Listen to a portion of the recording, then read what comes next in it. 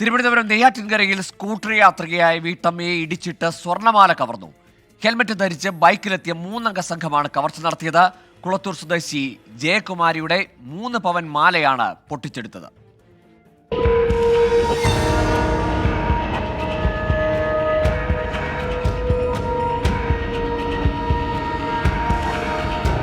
രാവിലെ 6 മണിയോടെയാണ് കവർച്ച. കുളത്തൂർ കാവുനടയിലെ ക്ഷീരസഹകരണ സംഘത്തിലെ ജീവനക്കാരിയാണ് ജയകുമാരി. ജോലിക്ക് സ്കൂട്ടറിൽ പോകുമ്പോഴാണ് ബൈക്കിലെത്തിയ സംഘം ഇടിച്ചിട്ടത്. കഴുത്തിലെ മാല പൊട്ടിച്ചെടുത്ത ഇവർ വേഗത്തിൽ കടന്നുകളഞ്ഞു. ഇടിയുടെ ആഘാതത്തിൽ റോഡിൽ വീണ് പരിക്കേറ്റ ജയകുമാരിയെ നെയ്യാറ്റിൻകര താലൂക്ക് ആശുപത്രിയിൽ പ്രവേശിപ്പിച്ചു. കുളത്തൂർ മഞ്ചവിള റോഡിൽ വെച്ചായിരുന്നു സംഭവം. ഈ സ്ഥലത്ത് CCTV ക്യാമറകളില്ല. പക്ഷേ കവർച്ചയ്ക്ക് മുമ്പ് പ്രതികൾ പ്രദേശത്തുകൂടെ ബൈക്കിൽ പോകുന്നതിന്റെ ദൃശ്യങ്ങൾ പൊഴിയൂർ പോലീസ് ശേഖരിച്ചിട്ടുണ്ട്. 24 തിരുവനന്തപുരം.